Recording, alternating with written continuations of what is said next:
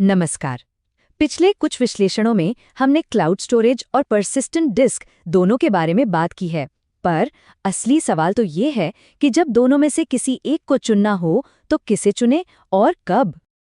तो यही वो सवाल है जो अक्सर लोगों को कंफ्यूज करता है कि भाई क्लाउड स्टोरेज कब इस्तेमाल करना है और परसिस्टेंट डिस्क कब। ये एक बहुत ही कॉमन कंफ्यूजन है, स्पेशली जब कोई शुरुआत कर रहा हो। पर फिक्र मत कीजिए, आज इस डिस्कशन के आखिर तक ये सारी उलझन एकदम साफ हो जाएगी। अच्छा, तो इसे समझने के लिए ना एक बहुत ही आसान रोजमर्रा की जिंदगी से जुड़ी एनालॉजी लेते हैं।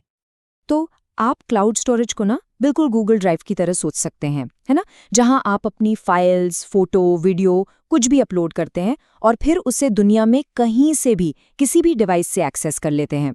दूसरी तरफ है परसिस्टेंट डिस्क। ये ठीक आपके लैपटॉप की हार्ड डिस्क जैसा है। मतलब ये सीधे आपकी मशीन, आपकी वर्चुअल मशीन से जुड़ा होता है और इसी पर आपका ऑपरेटिंग सिस्टम और सारे एप्लीकेशंस चलते हैं। ठीक है, तो ये एनालॉजी तो बहुत बढ़िया है समझने के लिए। अब चलिए थोड़ा और डीप डाइव करते हैं और इन दोनों के बीच के टेक्निकल डिफरेंसेस को देखते हैं। तो यहाँ पर साइड बाय साइड कंपैरिजन देखते हैं। देखिए, सबसे बड़ा और फंडामेंटल फर्क है इनके स्टोरेज टाइप में। क्लाउड स्टोरेज जो है वो एक ऑब्जेक्ट स्टोरेज है। इसका मतलब ये हुआ कि ये आपकी पूरी की पूरी फाइल को, जैसे कोई इमेज हो या वीडियो, एक सिंगल ऑब्जेक्ट की तरह सेव करता है। वहीं दूसरी तरफ परसिस्टेंट डिस्क एक ब्लॉक स्टोरेज है। ये डेटा को छोटे छोटे फिक्स साइज के ब्लॉक्स में तोड़कर स्टोर करता है और इसी वजह से इस पर डेटा को एक्सेस करना और बदलना बहुत तेज होता है।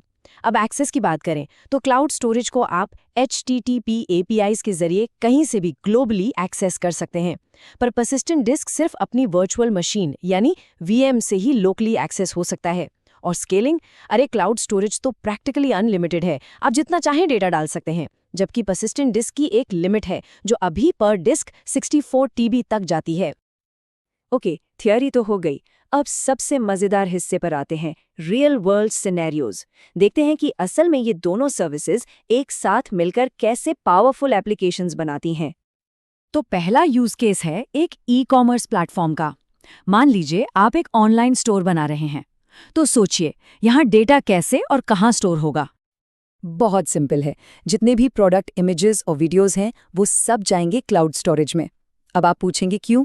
क्योंकि ये अनस्ट्रक्चर्ड फाइल्स हैं, इन्हें फास्ट लोड होना है और दुनिया भर के कस्टमर्स को दिखाना है। इसके लिए क्लाउड स्टोरेज परफेक्ट है।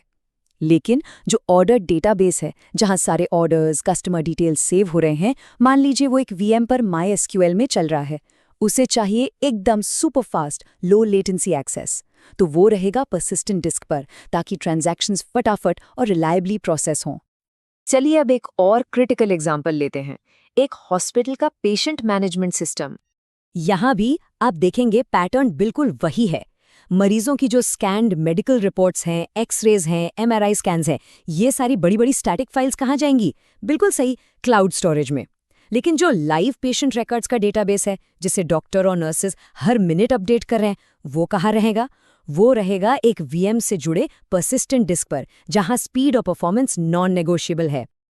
और आखिरी एग्जाम्पल एक सोशल मीडिया ऐप का है, जिसे हम सब रोज इस्तेमाल करते हैं।